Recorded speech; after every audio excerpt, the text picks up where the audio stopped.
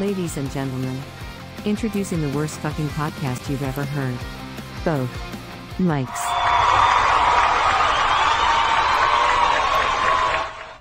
All right. Welcome, everybody. Welcome to Both Mics. I'm slowly bringing up our pictures here so you can see our ugly faces here.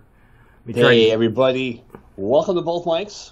This is a show about everything and nothing. And nothing and everything. That over there is Mike Sofka.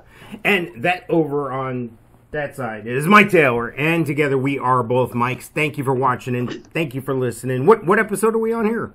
I think we're in 93. Yes. All right, good. Good guess. 93. Episode 93 of Both Mics. We are live right now on twitch.tv/bothmics. So if you're listening or watching there, thank you. And subscribe. We would love that.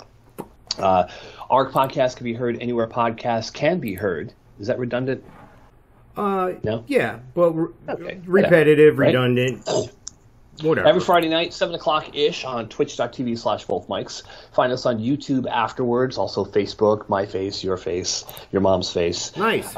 Anywhere you find podcasts, except for Spotify. Are we on Spotify?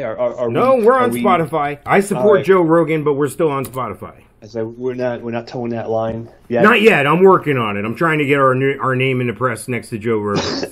That would be great. Right? That would be a good thing. So I'm feeling like crap. How you feeling? Good. Are you feeling like crap from exhaustion on the cruise, or what? You went to the Monsters of Rock cruise last week. Yeah, that's where 92 was live from. They call it the cruise crud. Nice. I don't know. I guess allergies are high in the area here, and being on the seas where there's no trees, then all of a sudden you're bombarded with all the freaking tree pollen. Mm-hmm. I then got my ass kicked by allergies. So not having fun. Always sleepy, always tired. Everything hurts, but not everything, but just enough to bitch about. It's like that dog that's on the front porch that just howls every so often. Nice. And the mailman comes up and he's like, "Hey, why is your dog howling all the time?" He goes, "Well," the old man goes, "Well, he's sitting on a nail." And he's like, "Oh, really?" He goes, "Yeah, it hurts just enough to bitch about it, but not enough to get up and move someplace else." So, yeah, that's how I'm feeling right now. So get off my lawn. Well, if we're going to talk about Monsters of Rock, we're going to start off with Get Off My Lawn. Okay. I have a Get Off My Lawn t-shirt. Yes. My wife and I are walking down the 10th floor corridor, and a guy walking up the corridor stops us and starts laughing, and he says in a British accent, "I love that shirt. Nice. That is an awesome shirt. I got to get a shirt like that." That was Rick Allen, the drummer from Def Leppard. Yeah, well, I'll just get one and we'll send it to him. Right? To the Rick Allen... No, I have one. I got the, I don't know, did you see I'm announcing it prematurely. I don't have my act together as usual, but I've got all this merch ready for us to go, and I have a Get Off My Lawn shirt in the lineup. I don't know, did you get to see it or no? I did not. You claimed that you sent something through email to me, and I scoured my interwebs, and I saw nothing. All right, I'll work on that later and this weekend. This weekend, though, I'm going to the Scottish Highland Festival again, though. That should be fun. So I'm sorry. Go ahead. Finish off about the stories. We're busy this weekend too. We're taking the boys to Mickey Mouse's house. Oh wow! And we're going to be down in your area too, but no Scottish Highlands festivals. All right. So yeah, that was the highlight of the whole cruise. We met Rick Allen. He liked my shirt. That's awesome. Yeah. So that was funny. Yeah. All right. But, so. Looking back on the cruise, is there any regrets, anything that you wish you would have done differently on this one, or what? Not really, no. I meant to find the damn schedule and bring it in here with me so I can go through the schedule and see. Well, I have it. I could put it up on the screen if you want. Oh, let me see if I have it on my phone here. So. Excuse me. Last time we spoke was Friday, Friday, and you got Thursday's schedule up there, and that basically left like 2.5 days of activities that we had. So after I left you, I I went over and found the missus, and she was watching Winger. Kip Winger, the infamous Beavis and Butthead, butt of all jokes. Mm-hmm. And after that, we went to see Jeff Tate. How was that? Everybody was geared up for that one. Everybody you asked on the show on 92 was ready to see Jeff Tate. How was that? Yeah, Jeff Tate is phenomenal. He is. The only word I can use to describe him is majestic. I don't know if you could use the word majestic to describe a person. Well, but I was going to ask how long you had this bromance with this guy. Is this a man crush thing or what? Yeah, no, not really. It's almost to the point where it's kind of creepy. Nice. He is. It seems like he's in character. Nice. And trying to have to explain that, I don't know. No, I get it. I get it. Very totally. Cool, calm, collected. Doesn't miss a note. Yeah. Just perfect, spot-on performance he has. And he did 2 shows. And he covered like one particular album that night and then another album the other night. And we missed the second performance. Doing what? I don't know. Let me see. He played, I think, the last night. Yeah, it was late. It was the end of the Super Bowl. So I think my wife was taking a nap during the second half of the Super Bowl, and I was in the sports bar with all the Jameses that I met. Everybody's name was friggin' James or Jeff or John, and you got it wrong every time. It was hilarious. Every time. But yeah, he played pretty much the second half of the football game, 9:30 at night, and good game. It was kind of a nail biter at the end there. Not that it matters because neither team was a team that was in my top 10. So, but yeah. Did I win any money with the squares? No. There was one guy won 3 times, and then somebody else won. And I was close to the money on both times. Trey was close on the money. But, somebody's got to win, somebody's got to lose. And that one guy on he won 3 times on 2 different boxes. One box won twice. So, yeah, he let's see, he profited 1,500 tokens. So, tokens? Yeah. Does this translate to anything? Yeah, on the streets they would call that cold hard cash, motherfucker. But, here we're talking about, tokens because, Roses. Yes. Roses. Yeah. So, yeah, so we saw Jeff Tate that night, and then I think we called it a night after that. Faster Pussycat Tough. We missed Buck Cherry played at 11:30 at night in the Royal Theater. We missed that. Wow, dude! The London Choir Boys they played in the ice rink. How could you miss Buck Cherry in the theater like that, dude? That's crazy. Well, we saw the first time. I know, but I would. So, it's one of those bands who's not a huge band, not a huge name, not an A-lister. But if they're around, I'm going to see them. I'm going to go see them. They're definitely a B-list. I would consider them a B act. No, and I get it, and I consider the same thing, but not everybody has the same taste. I get it. Right. Yeah. Now, here's the thing. Did I mention last week that Brenda, my wife, slipped on it's an ice skating rink, but it's covered. Yes. Like they have a floor that rolls out and covers it. Yeah. But there's condensation on it. Did I mention to you she slipped and fell? You mentioned something about them naming another ship after her or something. Right. Well, here's the thing. We get back and, you start seeing all the news and different things that happened on Facebook. Somebody broke their leg on that. On the same cruise? On the same cruise, the same night, the same performance. Oh, I'd pile on. With the condensation on the floor. Yeah, I'd get in on the back end of that deal. Yeah, broke their femur. So, yeah, now the next ship is going to be called Femur of the Seas. I would just call that person, whoever's representing that person, I would just call them and go, oh, by the way, something to help you, because I trust you would help me, and lay it on them. Right. Buddy. So also on Saturday, there was a book signing. A friend of mine, Mark Weiss, who has a book called The Decadence of the 80s or something of that. The Decade of the 80s. And it's all his pictures that he's taken throughout the 80s of all the bands.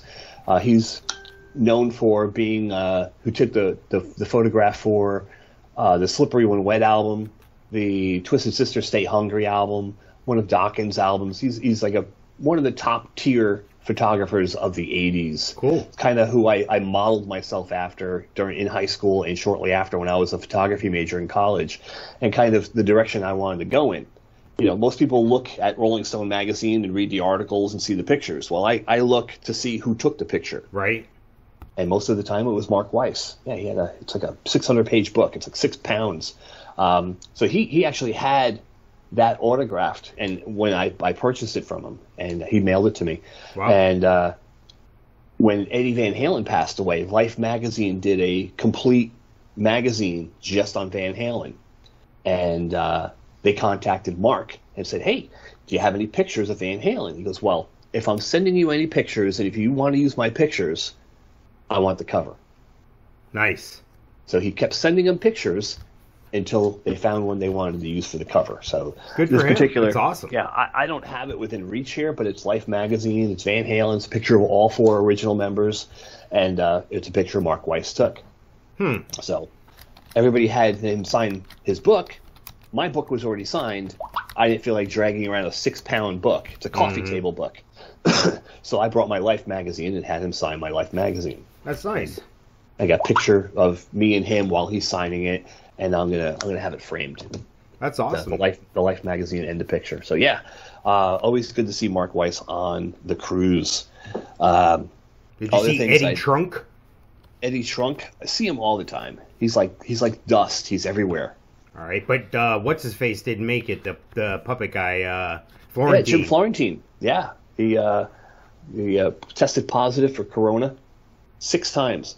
He took from what Don Jameson said, he took the test 6 times trying to get a positive or a negative response. Just when that shit happens, just say, hey, we got a word for that. It's called Mikeism #1. It's all fake. Come on now, people. Really? If you want it bad enough, there's something called Adobe Acrobat. You just get in it, put the form in there, click on positive. Yeah, there you go. Backspace, backspace, backspace. Yeah, why wouldn't you do that? Especially if you're, quote, asymptomatic. That's the biggest crock of horse shit I've ever heard. All right. Sorry, we're going the wrong direction here. Go ahead. Right. Continue. All right. So that kind of brings us to the last. Oh, we also saw a band called Red Voodoo. Nice. I like the name. Red Voodoo. Red Voodoo, named after one of Sammy Hagar's albums. And this is a younger band out of Northern California, where Sammy Hagar is from. They're produced and I think managed by Frank Hannon, who is the lead guitar player for Tesla. And Frank Hannon didn't make it on board because I think he just wanted to play it safe. You know, I think his elderly dad lives with him, and he played it safe. And he didn't get on board, but his band Red Voodoo is there. And they played a couple Sammy Hagar and Montrose covers, and played a bunch of their own songs. And it's a 4-piece band, young kids, probably easily in their 20s, but full of energy, really good songs, excellent stage. So is it like a Sammy Hagar feel? Is it like a throwback rock feel, or is it? Yep. Okay. It wasn't any kind of. It wasn't Blink-182 or anything like that. It was definitely 70s rock and roll. All right, cool. Yeah, for sure, good stuff. And I'm glad they played Rock Candy and heavy metal. Heavy metal being the Sammy Hagar song, Rock Candy being the Montrose song. So that was that was really good. Bands I missed. Bad Marriage. I think they're out of Sweden. There's a lot of Swedish bands that were on board. I missed Black and Blue. I missed Eclipse. I missed The Jam. Enough's Enough. We saw Kix. They're out of Maryland, and always a good show with Kix. They're a lot of fun. A lot of audience band interaction with them. Bisto Blanco, which is Calico Cooper, Alice Cooper's daughter's band. Huh. And of course we saw Alice Cooper. How was he? Saturday night. It was really good. To the point where there was 2 people standing in front of me, and then there was the stage. Nice. So like I basically could have, reached up and smacked them upside the head. So you got some nose hair pictures? Yes, many nose hair pictures. And of course I think I got a guitar pick. Yeah, I got a guitar pick from Ryan Roxy, one of the guitar players. All right. His band has 3 guitar players and 1 bass player, drummer, and then of course Alice. He didn't have all the props with him, but he had like the big baby, and he had a He doesn't do the coffin thing anymore? I didn't see a coffin. I didn't see a guillotine. Yeah, guillotine. That's what I might have been thinking. Yeah. He didn't bring it on the ship with him. And it was an hour and a half set, which was surprising because everybody usually plays an hour. So we had red laminates. There was red laminates and blue laminates. This way you can only see his production one time. Oh, really? Yeah, you couldn't see both unless, of course, you found somebody with an opposite color laminate.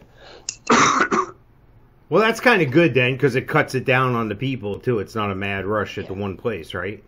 Yeah. Well, I think the expectation was to have 3,000 people on board. You know. And how many were on board, do you think? I have no idea. It seemed like a full house. I know a lot of people that couldn't make it and that were trying to sell their cabin for one reason or another. But it looked full to me. You know, I would say 80% full. Now, did you have any trouble getting around? Did you have trouble getting food, drinks, anything like that because of the crowd, or no? No. All right, then it was good. Usually you're 2 or 3 deep at the bar. Yeah. But if you're smart about it and you realize that there's more than one bar, yeah, you're good to go. Yeah. You got to stop and get that drink on your way to the bar so you have something to drink while you're waiting in line at the bar. Exactly. And we had, of course, being diamond level, we had our 4 drinks. Yeah.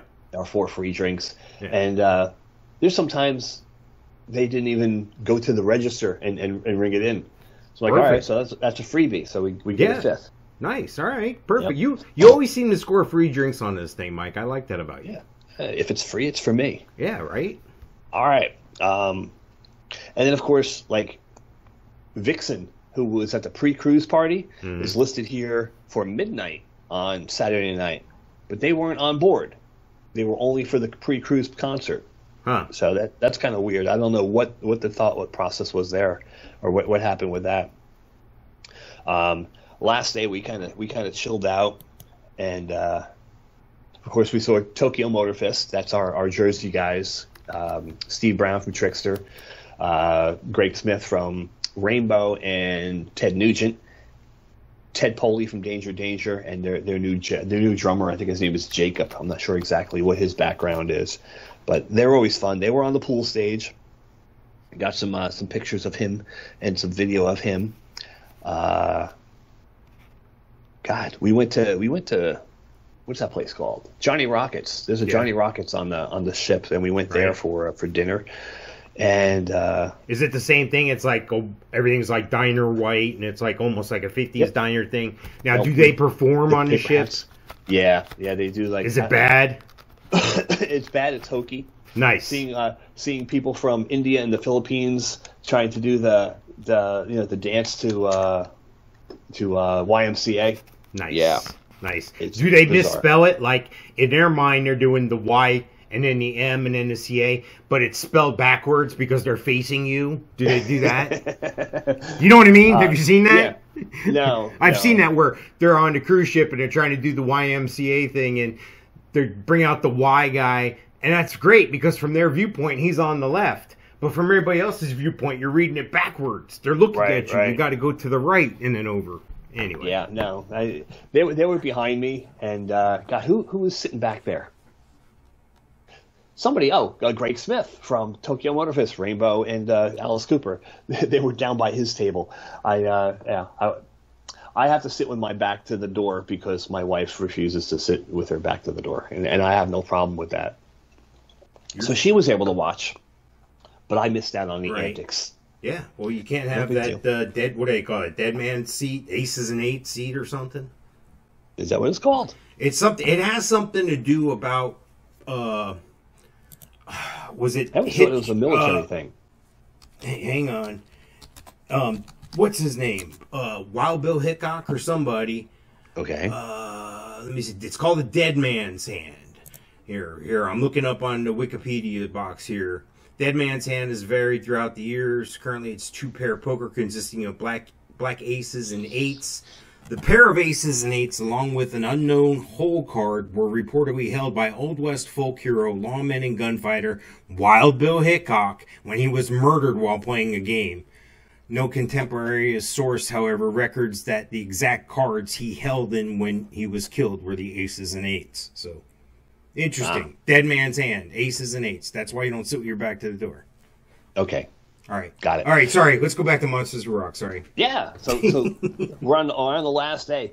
Actually, the first thing we did in the morning was the Alice Cooper question and answer session. How was that? And it was pretty good. He's a funny dude. Yeah? Did you get to ask him a question or no? No. I had nothing to ask. I figured there were other people there that had questions. And Alice, is it true you're going to make an appearance on both mics? What's that? On both mics? Thank you. I got video of Alice Cooper saying both mics. There you go.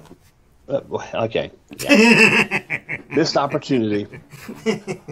Yep. So we did that, and I don't know. Sometimes I look at the schedule. I'm like, what did we do? Right. So it seems like we did that at 10:30 in the morning, and then we didn't do anything else until 2:30 in the afternoon. Well, that's all right. I mean, it's supposed to be a vacation, too. You're not supposed to have a vacation from your vacation. You got to relax a little bit. Yeah, because then at your age, you need to start slowing down, Mike. Nice. So then, we did Johnny Rockets. We saw John Corabi again, and his voice was blown out from all the drinking and smoking he does all day long. So he told more jokes than he did actually sing. So he started to sound like one of them over the hill MTV jocks. Hey, how you doing? Yeah, this is what's her face that used to smoke a pack a day while hosting MTV back in the 80s when we used to play fucking music. Yeah, that chick. Nina Blackwood. Is that who he sounded like? Party girl, yeah. A little bit. She's the one that's like, it's like 2:30. They've already had last call a half hour ago, and she's still got faith there's a dude out there for her, and she's hanging out, smoking out of the hole in her neck. Nice. She was good looking in her day. Now she looks like a freaking leather wallet. She was rode hard and put up wet, man. You can't do that. I mean, you have so much. I'm glad she cashed in when she could. She had that certain niche going, and she cashed in. But now, she's put out the pasture. Yep. Yeah, so the next morning, of course, we unloaded. We got out of there pretty quick. The ship was we got out. Perfect timing, no line. We kind of just walked right off the boat, and they do a new thing now that you're gonna love with customs. You used to have to stand in line with your passport and wait online, and you go up to the officer. You give him your passport. He looks at it, looks at you. And he says, do you have anything to declare? You say no. And he kind of goes, okay, you're on your way. Now, you walk into the terminal. You don't even take your passport out. You walk up to this box on a pole, and you stand there, and it goes, beep. It's either green or red, right? Right. Yeah, my recognition.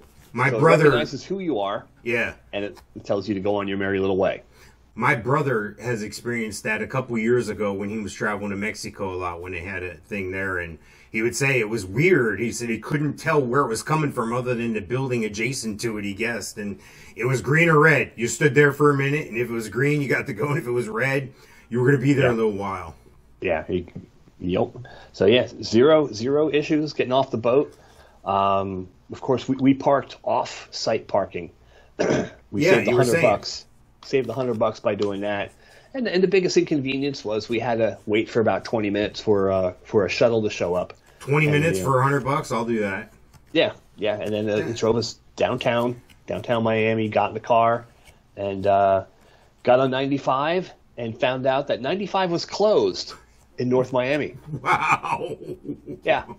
So on a Monday morning, 95 was closed. So you had to were you at that point? You weren't to the turnpike yet, where the turnpike's running parallel with it yet. No. Okay. We weren't at the turnpike yet. So what'd you have to do? We got off and we had to use the bathroom. I think we got some food real quick and went through Hialeah. Wow. Yeah, where none of the signs are in English.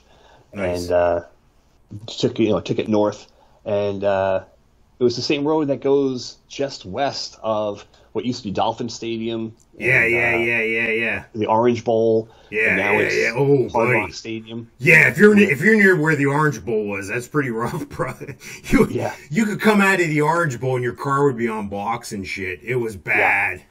Yeah, and so that's where we ended up making the right turn to head back east to get onto 95. Yeah. So yeah, a good portion of 95 along there was closed. I had a customer in the car business one time tell me, because they were 10 grand upside down, they tried to trade their car. And they just couldn't do it, make the math work unless he paid that 10 grand difference. I didn't blame the guy, and he got taken on a previous deal. So, he said, well, I want to do business with you guys maybe in the future. I said, oh, okay. So like 3 months later, he comes back and he's smiling. And I go, hey, how you doing? I said, wait, you were here? And he goes, yeah, I was upside down in that car. He goes, the oddest thing happened. I was in Miami and I went to Liberty City, Miami, and I ran in the store real quick and I left the door open and the keys were in the ignition and I came out and the fucking car was gone. That sucks. They never found it either. So they paid off the car and I had gap insurance and da-da-da. So I'm here to buy a car. I was like, hey, come there right this way. Right? Yeah, works for me. That's crazy. Wink, wink. Yeah, that's crazy. How that happens. Yeah, I'll have to tell you a story offline once. Yeah. We got lots of fans in Liberty City, I'm sure. Yeah. There's a place called Co-op City in the Bronx. Yeah. Very similar situation. Don't leave your car there, or that'll disappear too. Especially with Jersey plates and you're in New York. Oh, is that a big thing? They're looking for you? Oh, yeah. No, they just know that car doesn't belong there. Right. So yeah, it was a good cruise. All right, good. So I ran into Jeremy from Lit again on the outside. As everybody's kind of loading up their buses with all their gear and their guitars and stuff, and we came across the guys from Lit one more time. That's awesome. Got to say goodbye to those guys, and I think we're friends on Facebook now. So hooray for me! There you go. Nice. Yeah, cool guy. Definitely a cool guy. Coolest guy on board. Well, besides me. I ran into at the Atlanta airport one time, Eve 6. They were standing right next to me. I was coming to Atlanta for their show, and it was back when I still had that flip phone with the 1 megapixel camera on it or whatever the hell it was. And I was trying to get it out, but I couldn't take another picture because I had too much. I already had a picture on my SIM card or whatever, and it was taking up too much room. And I'm trying to delete the picture, and we're both standing there waiting for our mode of transportation. And their shit came before I could get my phone figured out. So I just said hi and shook their hand and shit. And that was, I've seen those guys a bunch. I've hung out with them once. No, twice. So, but anyway.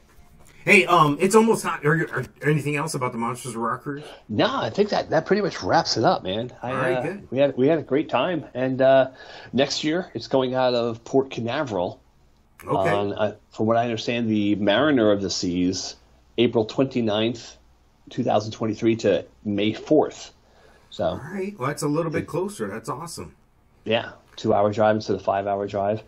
Makes me wonder where they're going to do the pre-cruise concerts and get-togethers. Right. In Miami, it was always Magic City, and even when it was Fort Lauderdale, their stuff was done down in maybe in they'll Miami, build Magic something City. by then. They talked about putting an entertainment district in there, nice restaurants and stuff. Maybe they could. Maybe something's already being under construction over there. No. Maybe.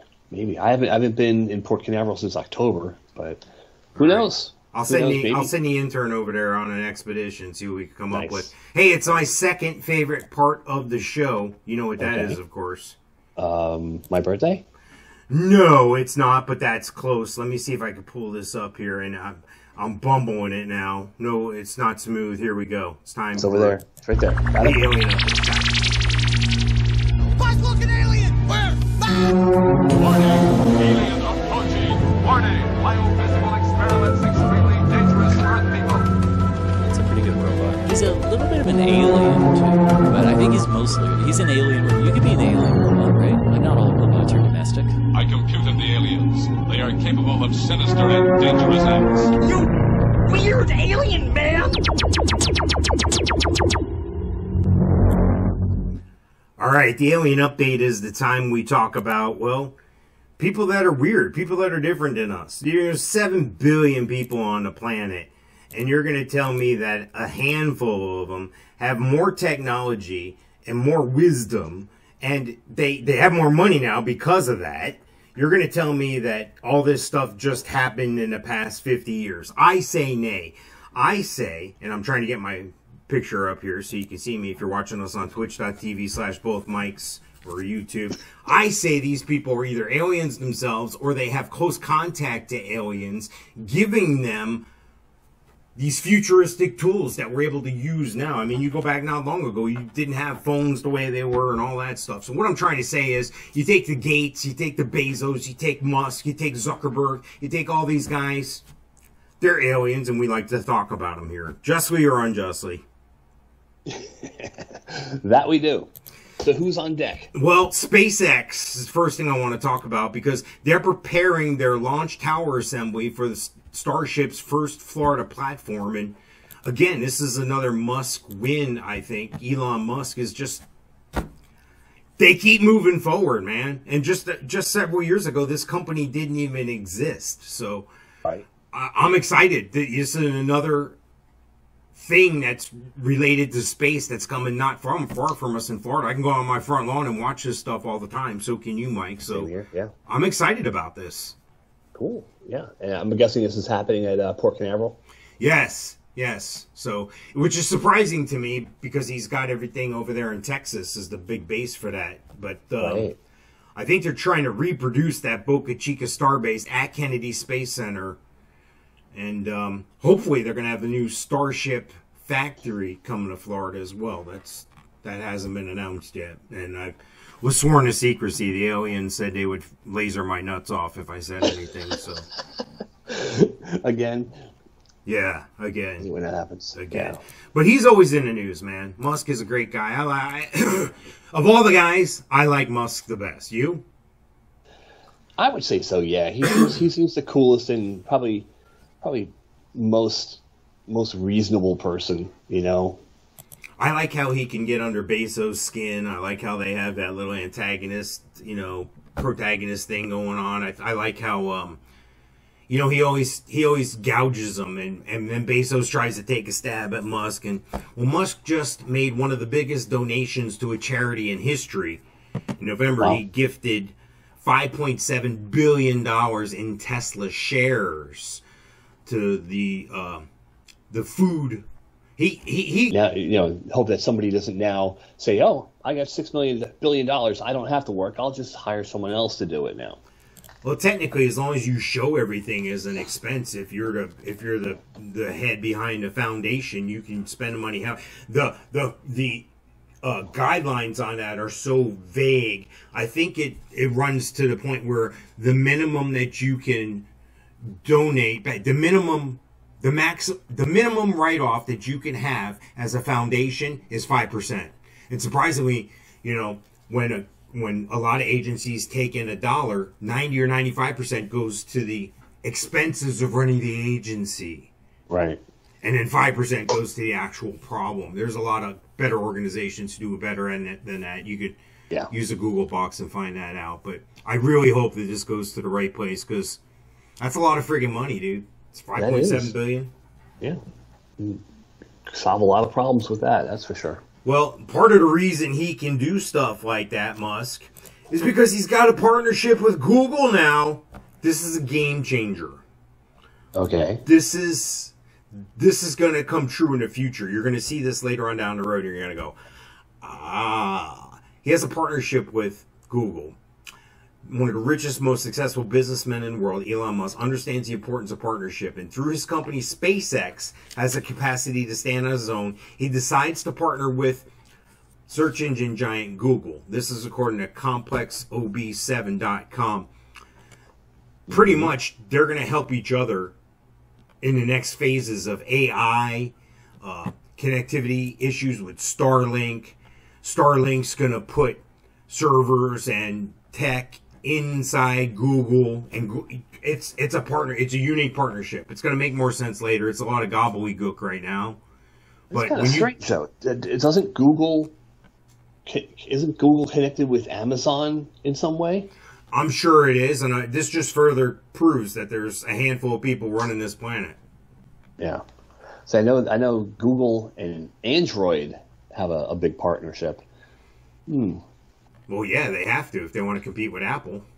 And Apple is connected with Chevy, and I think Google is connected with Ford. Okay, that's kind of strange. Everybody's in bed with somebody. Right. Just got to hope you didn't make the wrong choice. Kind of like life, huh? Right. Well, of course, that wasn't me really saying that. That was someone else disguising my voice saying that. Yeah, that would be good. So Google, so I take this to the next level here, okay? Yeah. Google's, this is according to interestingengineering.com, Google's DeepMind AI can now control superheated plasma in a nuclear fusion reactor. What does that mean, you say? Let me pull up the right thing here. Okay. An artificial intelligence, AI, might help us tap into the limitless energy potential of nuclear fusion. Google-owned DeepMind, the UK-based company building AI to take on some of the world's most complex science problems, has trained a deep reinforcement learning algorithm to control the burning plasma inside of a nuclear fusion reactor, a report from MIT News reveals. Basically, what this will do is it'll self-supply its own energy, and it'll make light speed travel and things of that nature possible with little or no effect to humans. I don't know about that. Well, neither do I until I saw another article. And that other article, I think I have it set for 94. I saw another thing talking about the actual engine that Musk has built for this thing. So in other words, Google has the computer technology for this, and Musk has the nuts and bolts of it, and they're going to put these things together. And we're going to have artificial intelligence traveling through the galaxy with possible humans at light speeds. All right.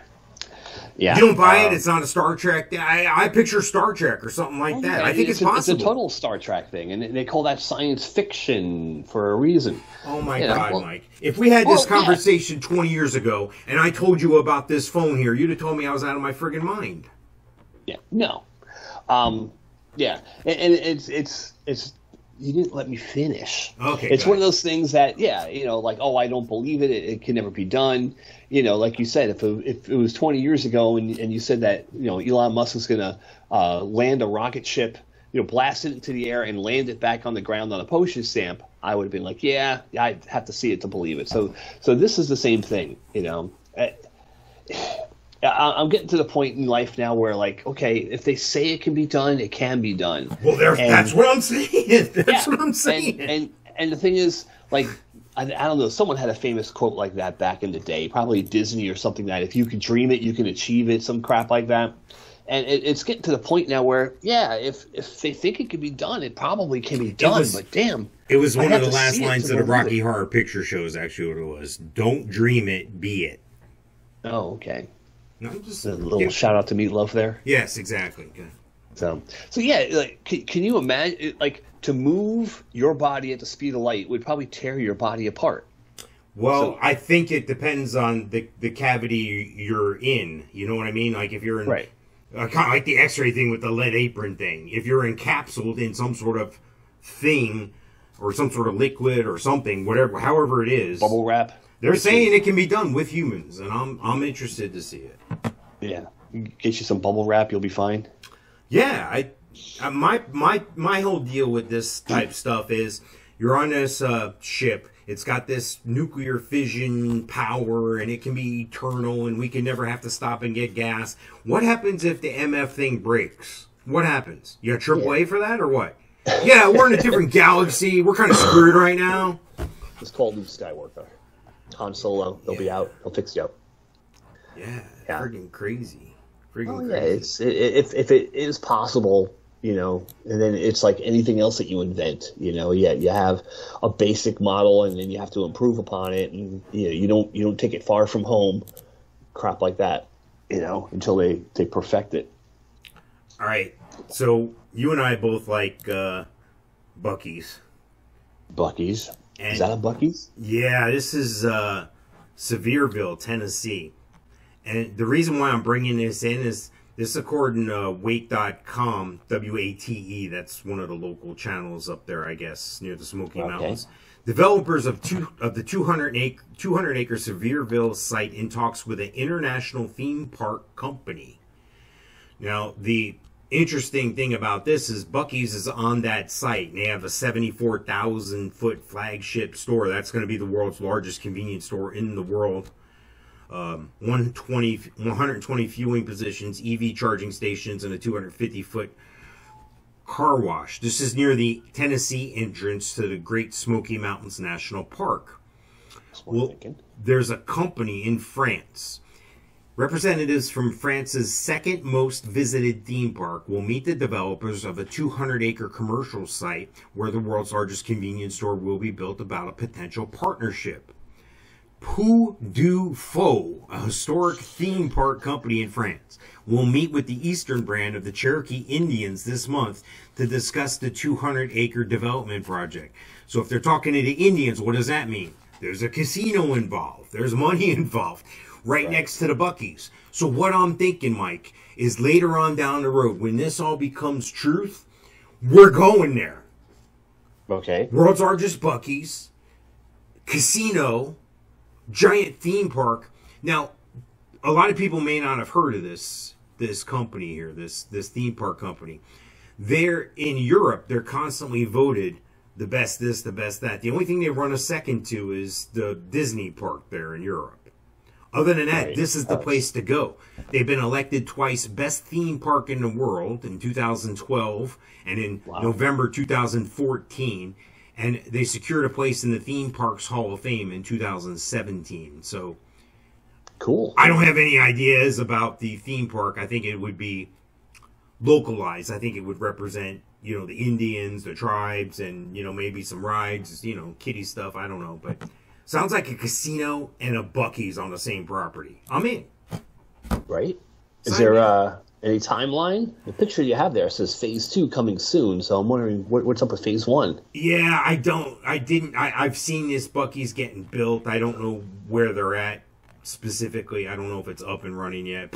You know what? Poor background on my part. I'm just telling you I don't have the answer. What town is it in? Sevierville, Tennessee. Sevierville, Tennessee? Yeah, and this article is dated February 16th, so it's... okay. It's I don't think it's done yet. From the way I read this, Severe. Let's see. Okay. Obviously, that's not it. It says this company here, Pou du Fou, they operate in France and Spain, and they're getting ready to open a theme park in Shanghai. The parks consist of immersive theatrical experiences that put visitors into inspired events like medieval battles and Viking conquests. So interesting. They're going to partner with this company, OE Experiences, a Knoxville-based experience development company, representing the Kituwa, that must be an Indian tribe, and the 407 Project globally in search of ideal experiences to anchor the entertainment-focused aspects of the development and to capture the benefits of the Smoky Mountains' exceptional tourism economy. So this is like a thing, if you ask me, this is like a thing like Chili's back in the late 80s, early 90s. If you wanted a successful business and wanted to branch out on your own and wanted to, know where the best locations are, all you had to do was find a Chili's. Because Chili's would go up and you'd be like, why are they building there? There's nothing friggin' there. Then all of a sudden, 2 years later, they got shopping center, there's a Publix, there's all sorts of stuff right near them. I think Buckee's is the Chili's of today. I think you find where they're going, and there's going to be lucrative business built around them. Right, yeah. Well, the Buckee's we have right here, across the street, a Costco's going in. See? See what I'm saying? See? Yep. So, here's a story for you. You remember when Planet Hollywood? Yeah. people besides the celebrities that started Planet Hollywood, Yeah. it was a couple guys who used to work with Hard Rock Cafe. Yes. And David they Earl. had a little falling out with Hard Rock Cafe. And they told the people from Hard Rock Cafe, says, okay, it's fine. We're going to leave. But wherever you put a restaurant, we're putting one across the street. I think it was Robert Earl. Yeah, is that the guy? Yeah, Robert Earl. I'm not positive. But have you been to the Planet Hollywood in Atlanta? No, but I believe what you're telling me. Is it right next to it, right across the street? Catty corner. Nice. Yeah. The Planet Hollywood in New York City. Mm. Opposite side of the street on 57th Avenue in Nice. New York City. So, yeah. Hang on a second. Let me slow this down a second. I wanted to clarify. It is Robert Earl. He's an English-American businessman who is the founder and CEO of Planet Hollywood, chairman of the Planet Hollywood Resort and Casino in Vegas, and host of the Robert Earl's Be My Guest television program, which airs weekly on the Cooking Channel. I do want to point out one thing about Robert Earl. Back in the day, probably close to 20, 30, 25 years ago or so, I was with my sister Donna at an Orlando Magic game. And Donna had a lot of access to a lot of people. People that don't know, my sister's in a wheelchair, but she still has full functionality, independence, and all this stuff. So, pretty girl, and she always puts herself in a position to say hi to somebody if somebody's attainable. So somehow she met Robert Earl. And we were at a Magic game, and Robert Earl stopped by her seat to say hi to her. And I thought that was impressive. And I was introduced to him, and I shook his hand, and I told him it was nice to meet him. I told him I was in the restaurant business, and yada, yada. We had a pleasant exchange for a minute, some small talk. Then he went on his way. 2 years later, I'm at another Magic game with Donna, and he comes by again. And I look at him, and he goes, "Hi, Mike, how are you?" And shakes my hand again. I'm like, holy shit. Wow. This guy knows my name. So then I think, well, wait a second. That's why this guy is who he is. Because he not that he remember my name, but so I'm just going to fill you with fart noise. How about that? We're still going. Can you hear me, dude? I can hear you. Yeah. Can you hear me? Yes. Well, then why are you doing that? You're throwing me off, bro.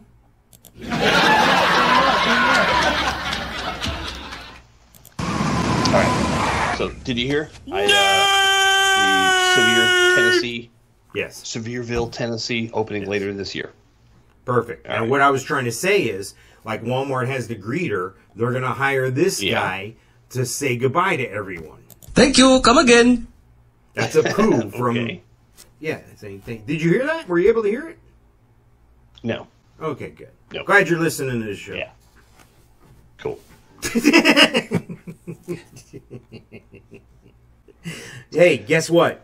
Sports Illustrated is building a theme park. Get out of here. No, they are. It's their second one. They already have one, dude. This second one? Yeah, this one's getting ready to open in Orlando. This is according to Orlando Weekly, so this must be true. In 2024, Orlando will be the home of the second ever Sports Illustrated resort. The first resort is opening later this year in Punta Cana, Dominican Republic. The inaugural resort will offer water sports, horseback riding, golf, sport fishing, hiking, and more. Okay. I'm trying to figure what a place like this is going to look like. Is it going to try to be the picture right there? Yeah, but I'm trying to say, what's the feel? Is it like a Hard Rock hotel feel when you're there? Is it a upscale casual thing? Is that what it is?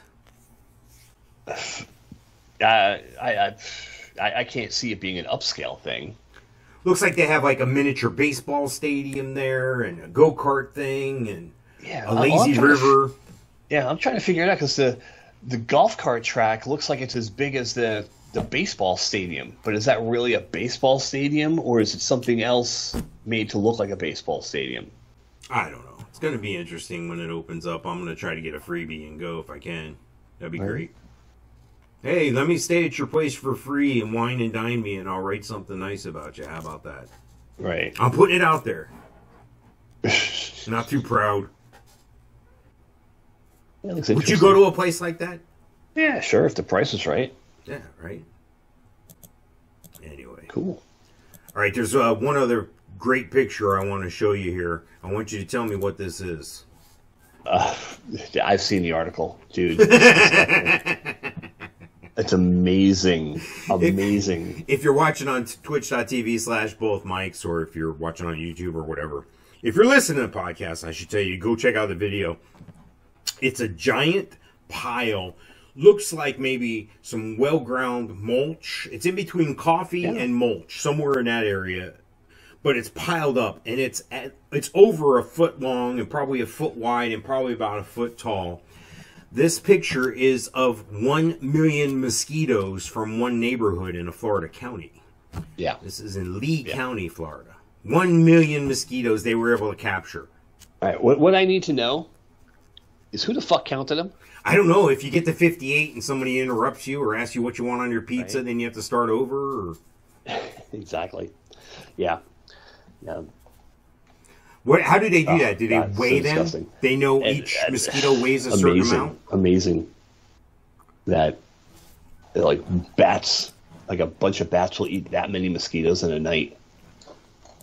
Well, that's my question. How would you know? You know, how do we know that that's what it is? How do we know it's a million? Is it done by weight? Well, what you do is you count out 100 mosquitoes, and you figure out how much 100 mosquitoes weigh, and then you weigh all the mosquitoes, and then you do the math. Well, if the vegan green initiative has their way, they're going to want us, this will be dinner for you. This is what they want. They want us to eat crickets and shit like that. No more beef because that puts too much methane in the air. They think we can sustain our lives on bugs. Yeah. That's our protein intake in the future, bugs. Because cows will be illegal, dude. You won't be able to eat cow or chicken or nothing. Of course, yes. The sky's falling. The planet's gonna be fucking dust in 12 years if we don't stop eating meat. No, you're not a buyer. Not buying it. No. Hey, did you ever find shrimp on that cruise, dude? You actually had me thinking about it the rest of the cruise. Yeah, no. The only shrimp I had was at the main dining room. You know, the first and second night when we ate in the main dining room. I think we ate one other night in the main dining room. So that tells me the cost of shrimp is too high to put out on the buffet. Yeah, no, I've only seen shrimp on a buffet once before. And I think that was a Norwegian cruise, and they had this gigantic, like, 4-foot pan it was like a 4-foot wok. Nice. And in the back, they made shrimp scampi. Nice. And that was really good. That was good. How many shrimps do you think fit in that wok? God, if you do one layer of shrimp, 3,000. Jeez. Yeah. See, that's what I like to see. Yeah, because I'm picturing like 10 shrimp by 10 shrimp taking up a little bit less than a square foot. Right. And how many square feet are on that pan? Yeah, easily 3,000. So now you're measuring shrimp feet. That's awesome. Yeah, no, it's jumbo shrimp feet. It's the OCD in me. Yeah, no shrimp. And believe it or not, earlier today or yesterday, I was thinking about Nickelback T-shirts, and no one on the cruise is going to be wearing a Nickelback T-shirt. That's why I asked for it. I thought it would be funny if somebody was. Yeah. I want that person because they're wearing it ironically, and we all know it. Right? Yeah. Step out of your shell. Put on a Nickelback shirt. Yeah. We probably should have asked everybody the questions I asked. What's your go-to? Who you're looking forward to seeing? And do you own a Nickelback T-shirt? Yes. Congratulations, you want a Nickelback T-shirt. What size would you need? And see what they say. If they say XX or whatever, you got a Nickelback fan. You'll unravel them. Yeah, we got to work on that for next year. That's what we got to do. Actually, I need to do that when I go to Rockville again. I'm going to Rockville. They're having it in May.